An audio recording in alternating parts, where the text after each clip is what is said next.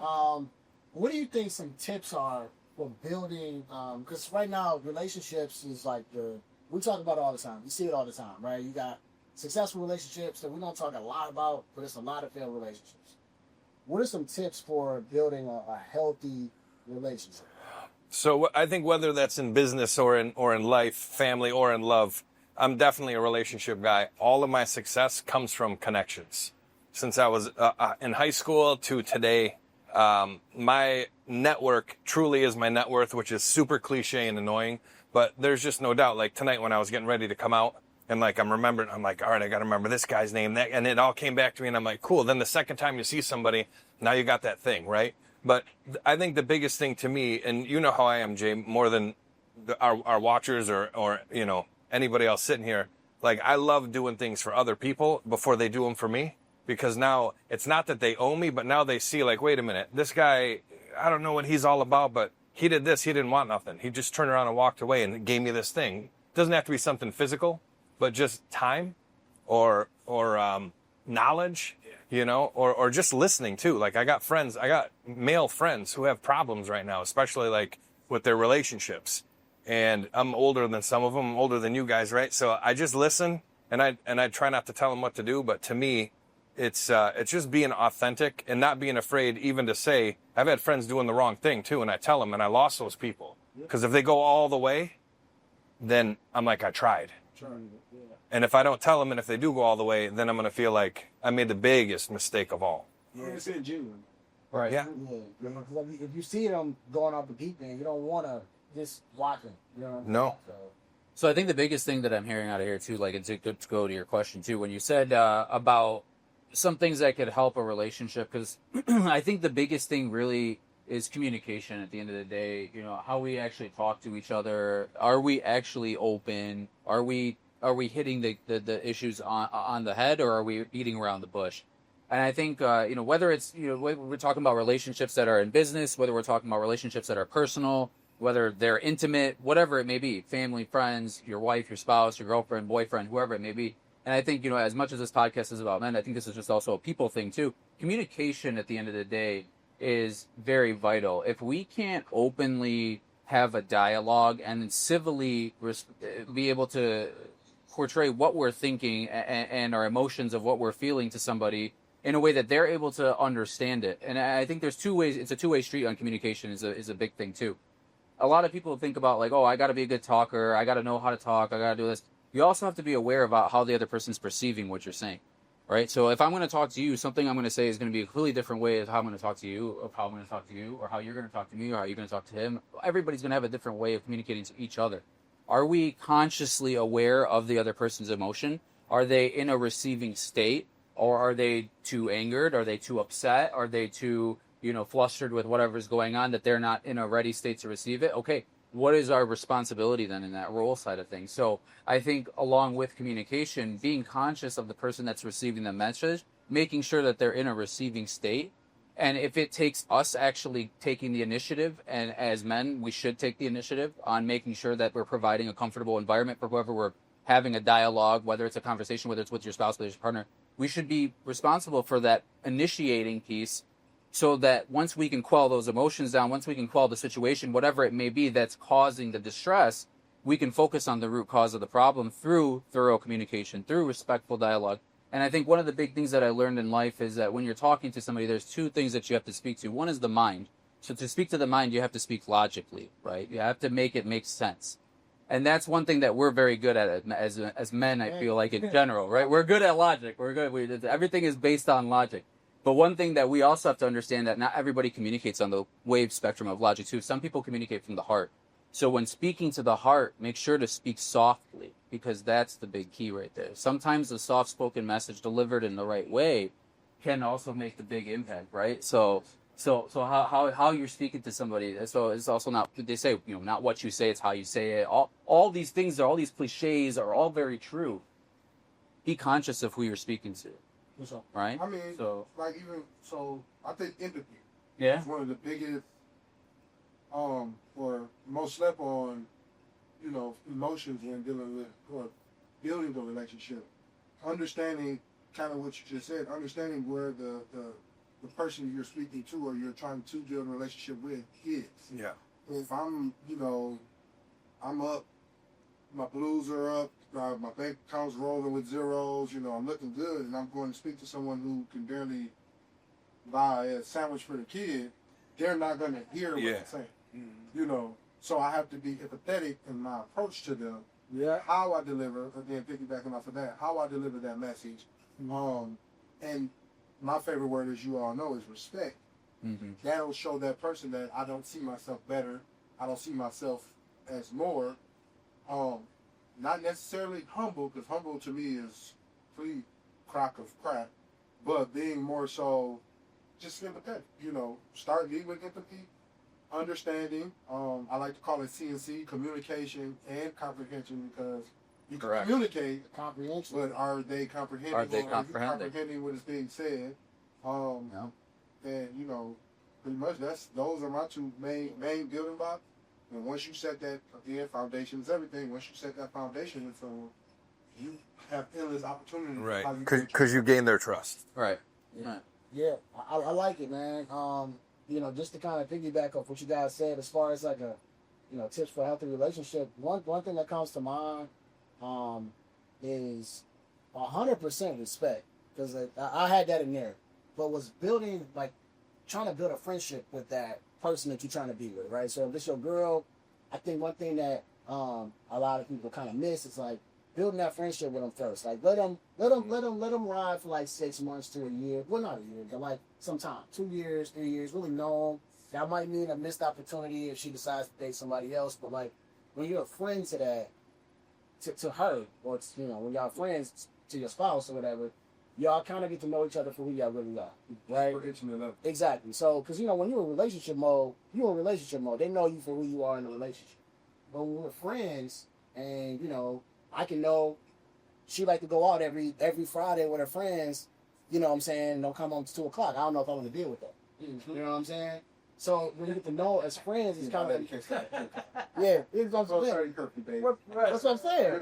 Well, if you're friends with her, you get to see how often she going out with her friends, how she really react around other men. So I feel like one of those things should be friends with her first, see how it works. You know what I'm saying? Obviously, you'll be able to kind of see who she is and how it works out.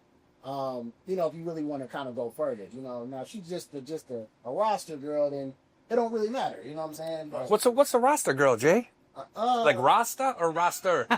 Roster. Both? There's 7 days in a week, so someone puts the roster. So she plays a position. There you go. So, but if you're trying to build with a real relationship, I think building a friendship is important. Yeah. If you want them to be your ride or die, then you got to be their ride or die too. See, I agree with that too. So I think this is actually a very good point too. So I have a little bit of a differing viewpoint on this actually. So for me, because time is the biggest essence that I'm more concerned about. For me in a relationship, because obviously everybody's going to have different priorities and everything, right? So for me, having to court somebody, if I'm going to spend time with them, I don't have the time to beat around the bush and then go on a date and let's go see if we get along. I'm very much so more direct, and not to the point where it's like, okay, let's go get married on the first date kind of thing. Nothing like that. But at the end of the day, if I am prospecting anybody in this side of things for this side of things, right? Fun's fun, that's one thing.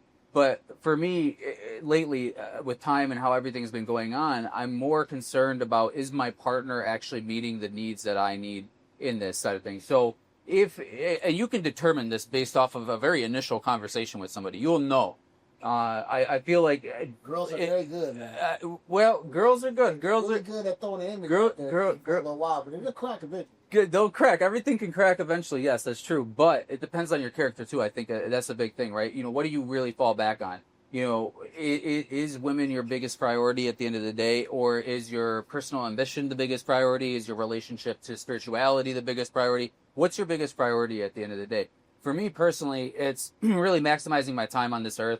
Not to get into the spirituality of things, but like if I'm put here for whatever reason, I want to make sure that I'm providing for that purpose. I want to make sure that I'm actually hitting those things. And if I'm going to hit those things, and let's say I'm going to bring somebody into the fold of those things that's supposed to be, in my eyes, as a spouse, as a partner, supporting in that role, I need to make sure that they're mentally capable of handling this, emotionally capable of handling this, financially capable of handling this, whatever capacity it may be. And it may be that they're a stay-at-home mom. It may be that they're also working a career. Whatever capacity or form it may be, for everyone, it's going to be a different way. Obviously, in this day and age, we have to comply with what the realities are with finances and stuff, too. That's obviously one part of it.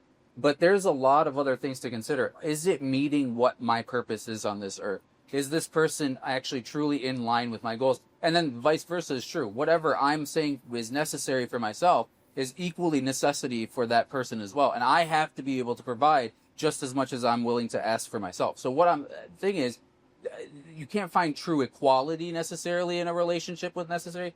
Are you able to establish your version of equality with that person? Are you able to establish that communication? Are you able to establish that way that you guys are able to have that good cohesive partnership?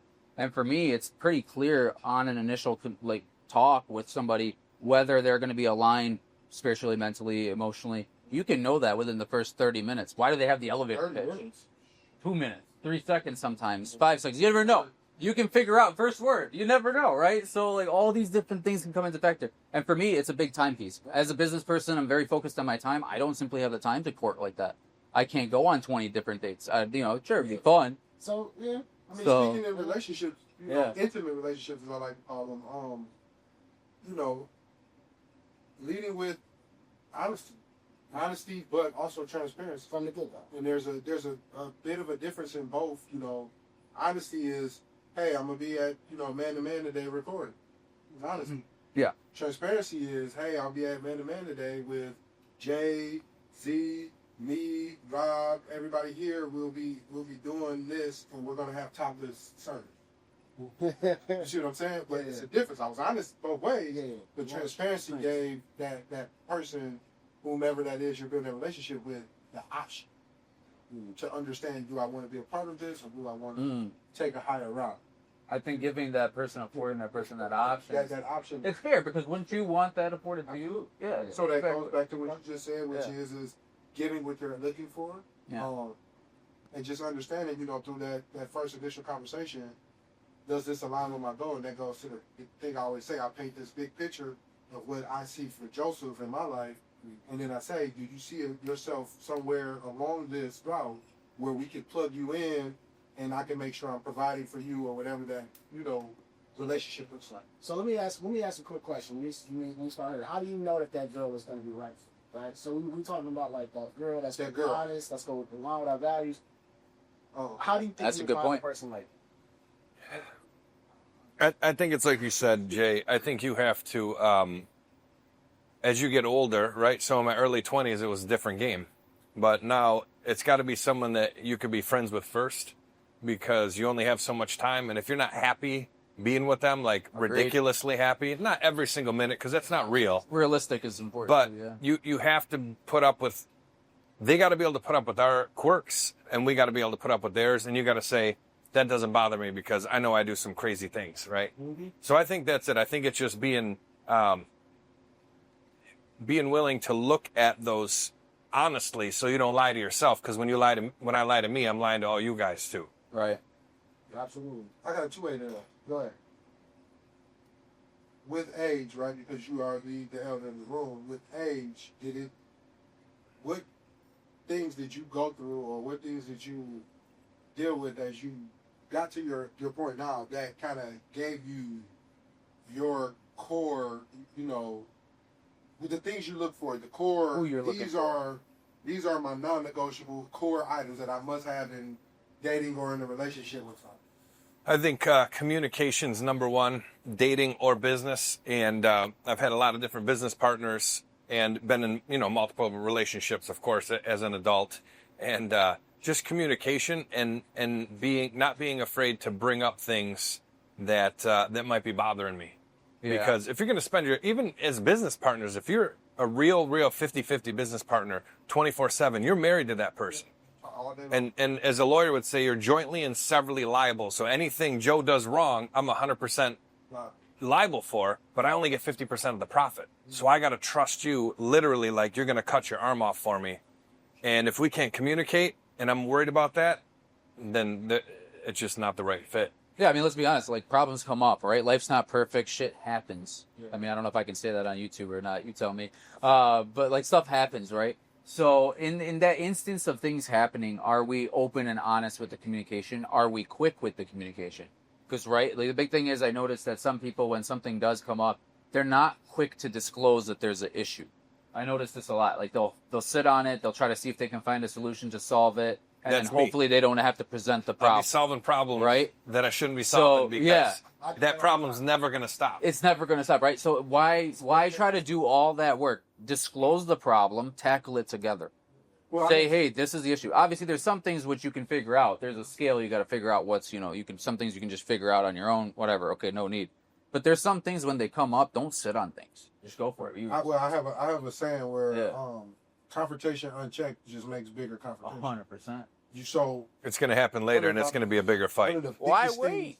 One of the biggest things I do when, like you said, Jay, to understand if this is going to be my person, is I ask questions about confrontation in their life, whether it be the way that their relationship is with their parent, good or bad, is not necessarily my goal to understand. How did you handle the situation? Because not everybody, let's just call it a spade, not everybody's going to have a great relationship with their parents. Yeah. Not everybody's going to have a great relationship with their siblings. Not everybody's going to have a great relationship just throughout life, in business, at work, whatever. How are you handling the confrontation that is presented? Are you ignoring the small problems? And that kind of goes back to my very first statement, which is, how do you approach?